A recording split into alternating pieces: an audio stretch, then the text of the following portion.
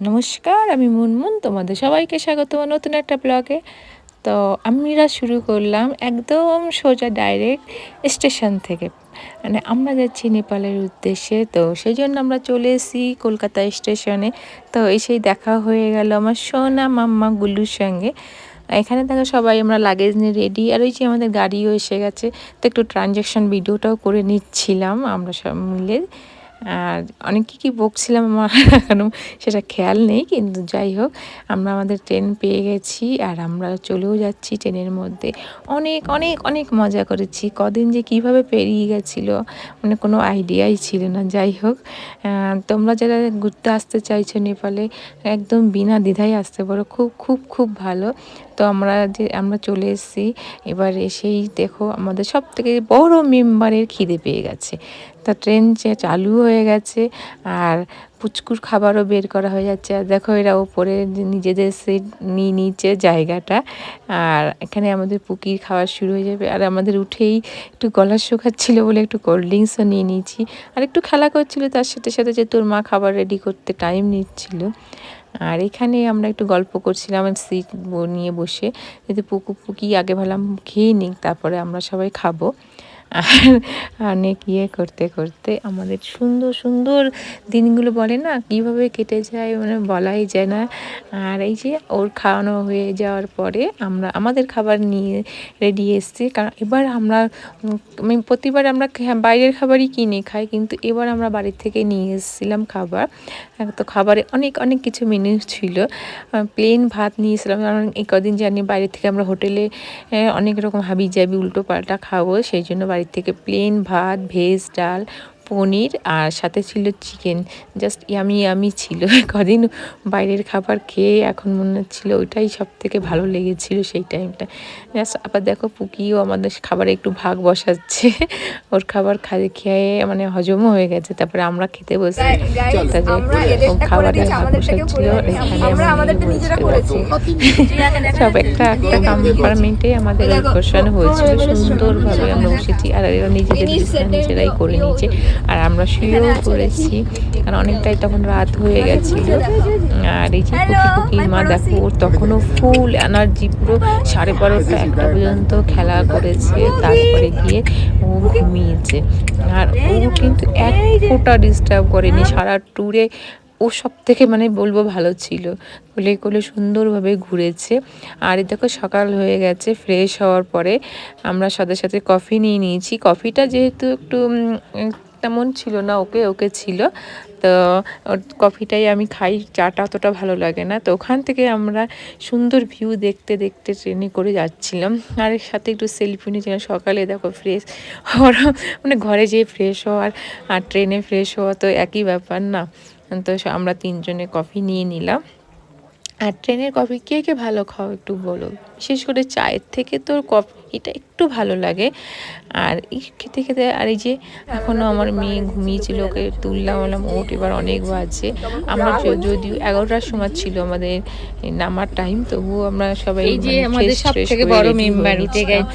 আর এই যে পুকিটাও উঠে গেছে। মা গুল্লা গুল্লা চোখ করে তাকিয়েছিল।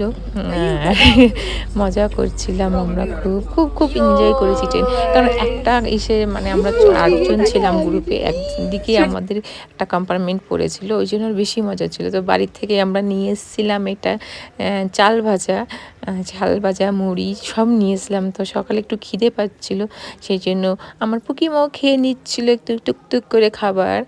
আর এরা দুজন তো রাতভর মস্তি করেছে, ঘুমায়নি। আর ওই দেখো ট্রেনের মাথা দেখা যাচ্ছে, আমরা কত পেছনে আছি সেটাই দেখছিলাম। আর এইটা আমার খুব ভালো লাগে, এরকম ট্রেনের জানলার কাছে বসে বাইরের সৌন্দর্য দেখতে। কিন্তু সত্যি কথা একদিনের ট্যুরটাই আমার ভালো লাগে। ওই যদি 2 দিন করে ট্রেনে থাকতে হয় সেদিন আমার আর ভালো লাগে না।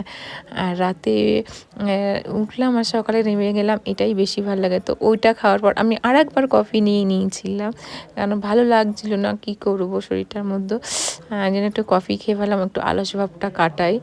সেই জন্য আমরা আবার কফি খেয়ে নিয়েছি। আর এই দেখো আমরা নেমেও গেছি কথা বলতে বলতে, ঠিক টাইম ডট 11টার সময় আমাদের নামিয়ে দিয়েছিল প্ল্যাটফর্মে। আর সবাই দেখো এসছে, আমরা মনে হচ্ছে ঘুরতে।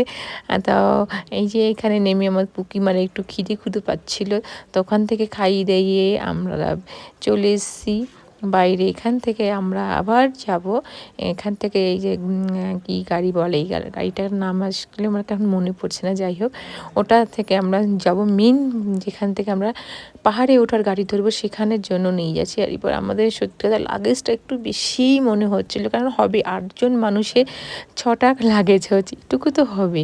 আর বাচ্চা থাকলে একটু লাগেজ বেশি হয়।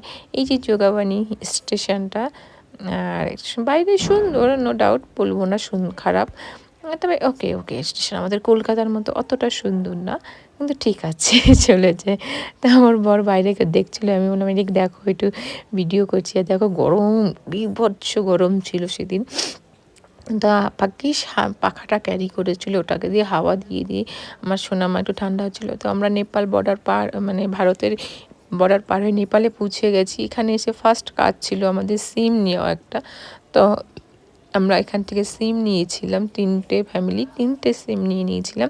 তো ওখান থেকে আমরা ব্যাগপত্র রেখে দুপুর যেহেতু হয়ে গেছিলো, একটু লাঞ্চ করতে এসেছিলাম এখানে খাবারটা আমার সত্যি কথা আমাদের ঠকিয়েছে দোকানদার, পুরো ঠান্ডা খাবার দিয়ে দিয়েছিল প্রায়। এবার নিয়ে মুখেও দিয়েছি, তারপর দেখছি ঠান্ডা, তখন আবার ফেরত দিয়ে দেবো, ওই জন্য দেওয়া হয়নি। তো যাই হোক ওখান থেকে অল্প খেয়ে আমরা বেরিয়ে পড়েছি।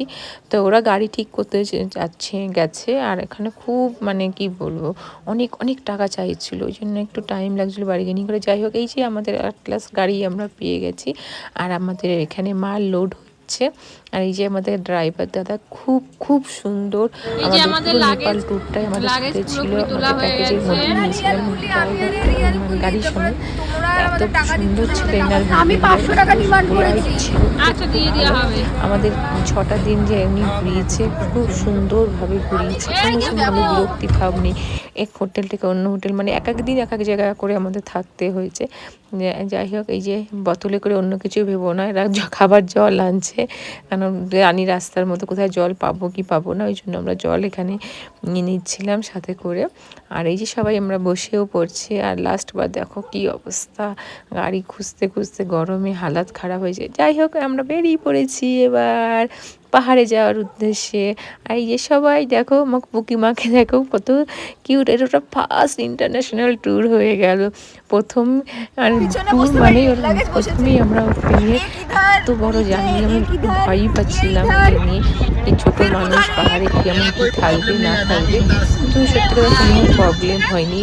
খুব স্ট্রং বাচ্চা হলে তোমরা নিয়ে আসতে পারো, কিন্তু এত ছোটো বাচ্চা নিয়ে সত্যি আমাদেরও খুব ভয় লাগছিলো। আর রাস্তাটা কি দারুণ লাগছিলো, চারিদিক দিয়ে গাছ। আর দেখো আমাদের রাত হয়ে গেছিলো পাহাড়ে উঠতে উঠতে, আর চারিদিকে এত পরিমাণে অন্ধকার, কিচ্ছুই দেখতে পাচ্ছিলাম না, আর কুয়াশাও খুব পড়ছিল। আর এখান থেকে রাতে ডিনার করার জন্য আমরা এক জায়গায় এসেছিলাম, আর হোটেল ইয়াত্রী। তো এখানে এসে ওনারা বললো যে এত রাত্রে আপনারা আরও উপরে যেতে কমসে কম আমাদের 2 ঘন্টা টাইম লাগতো পাহাড়ে, যেখানে আমরা মেন স্টে করব। তো আপনারা এখানে থেকে যান। সেই জন্য আমরা ডিসাইড করে ড্রাইভারের সঙ্গে এখানেই আমরা রাত্রে স্টে করেছিলাম। এখানে খাবার দাবারটা জাস্ট ওয়াও ওয়াও ছিল, মানে বাঙালি হোটেল না সেটা, মানে কি বলবো, মনেই হচ্ছিল না, এত সুন্দর খাবার দাবার টেস্টি করেছিল। বিশেষ করে ভালো লেগেছিলো এখানের ঘিটা যে এত টেস্টি। আর দেখো অবস্থা একদম খারাপ, স্নান না কিছু না। কিন্তু এদের এখানে একটা জিনিসই আমার ভালো লাগে না, সেটা হলো শাকটা না কেমন, ওটা শুধু মানে সেদ্ধ দিয়ে দেয়, ওটাই আমার ভালো লাগে না। তাছাড়া কিন্তু খাবার দাবার জাস্ট ওয়াও, ডালটার ঘি দই কী না ছিল, আর তার সাথে ছিল ডিমের পোচ, ডিম কারি। তখন ওদের পক্ষে সম্ভব ছিল না, রাত তখন অনেকটাই হয়ে গেছিলো। তখন কত বলবো, 10:30 11টা হবেই আই থিঙ্ক। তো সেই রাতে ওরা আমাদের গরম গরম 10-15 মিনিট বসিয়েই খাবার পরিবেশন করেছে, এটাই আমাদের কাছে অনেক বড়। আর হোটেলে আমরা পৌঁছে আজকের মতো ব্লগটা এখানেই শেষ করলাম, আবার নেক্সট ডেতে তোমাদের দেখা।